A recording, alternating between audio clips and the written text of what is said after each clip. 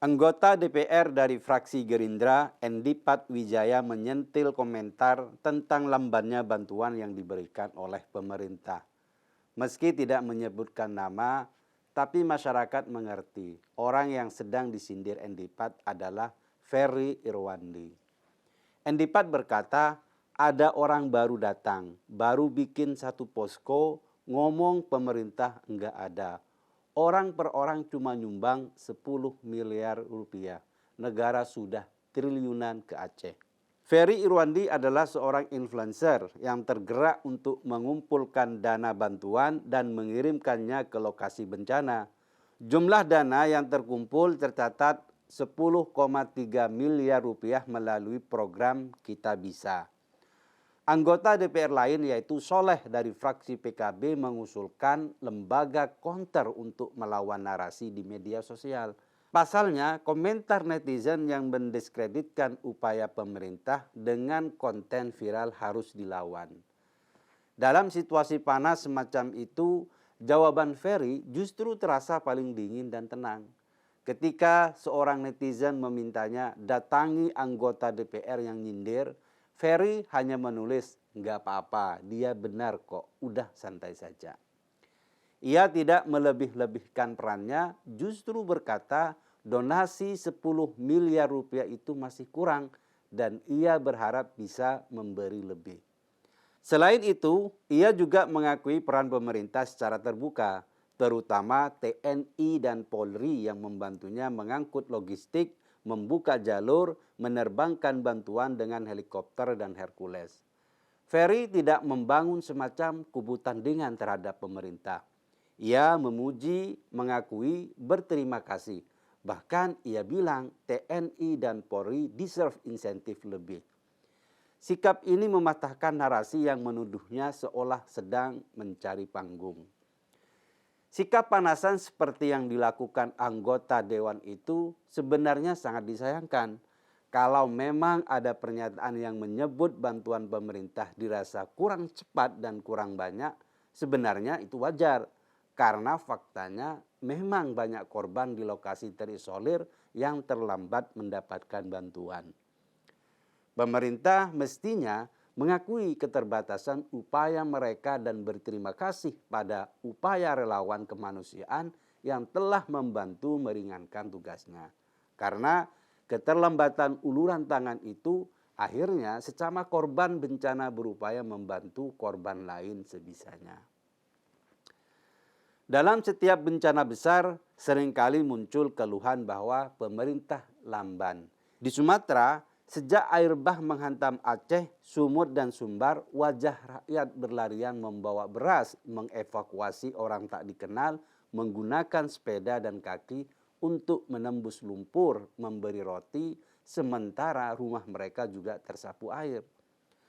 Gerakan warga bantu warga muncul karena lambatnya penanganan bencana. 2 pekan berlalu sejak longsor dan banjir menghancurkan kota-kota itu. Namun banyak wilayah masih minim bantuan, akses putus, warga minum dari genangan air sawah, listrik mati, BBM habis dan pemerintah dianggap belum memberikan pertolongan secara maksimal. Di Aceh Tengah, relawan seperti Romex berjalan kaki dari mulai 10 sampai 15 kilometer mencari kabar keluarga yang hilang. Dia menghubungkan orang-orang yang putus kontak melalui akun media sosial mereka. Di hari ke-10, listrik masih mati dan jalan masih ambruk. Romek sampai menangis bukan karena kelelahan, tetapi karena ia tak tahu lagi harus berharap apa pada pemerintah. Kayaknya duduk-duduk saja di situ, katanya getir. Di Aceh Tamiang, seorang pengusaha restoran yang tempat usahanya rusak total justru membagikan beras dan air bersih secara gratis.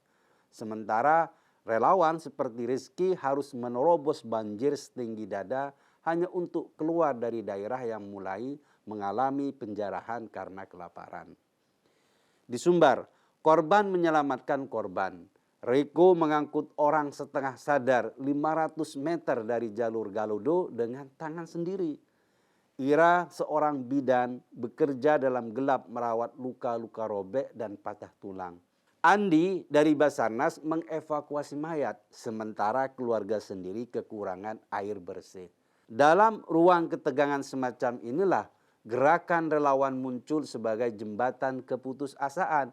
Mereka bukan Superman, hanya orang-orang biasa yang digerakkan rasa kemanusiaan.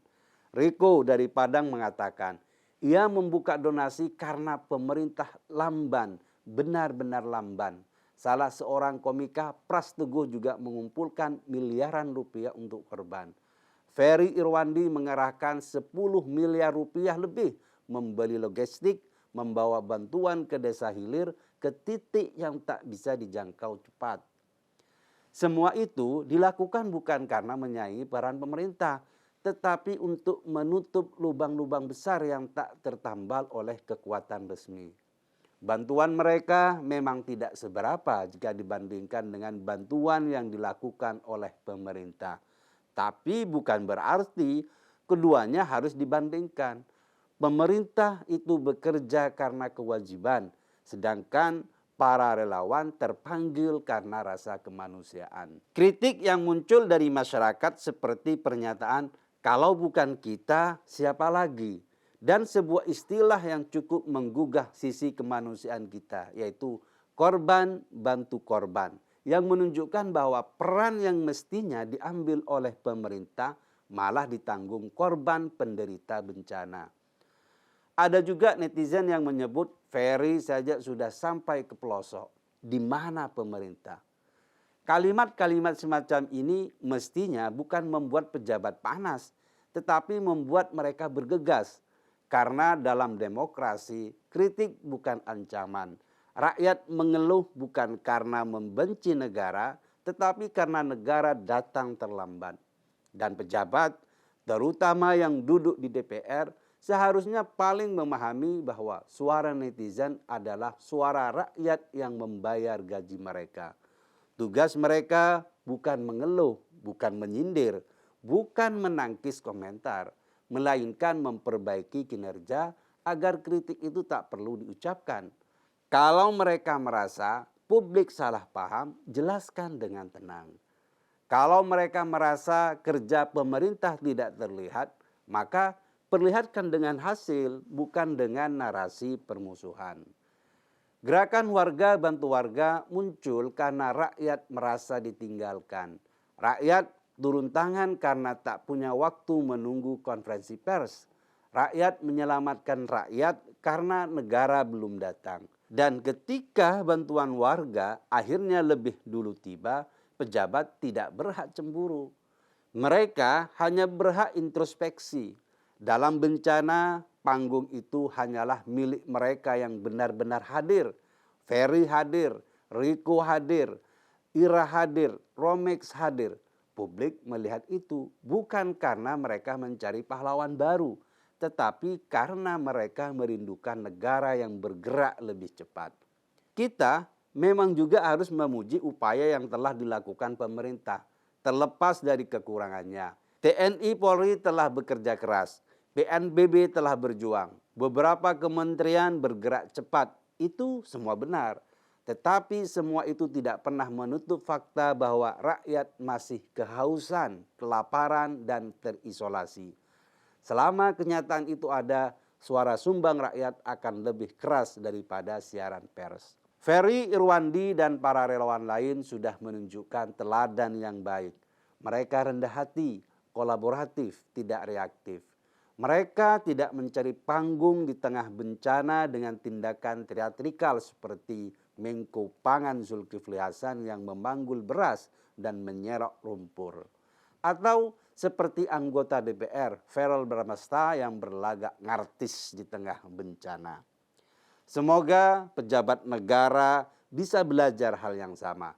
Mereka hanya harus lebih banyak bekerja daripada sibuk berkata-kata.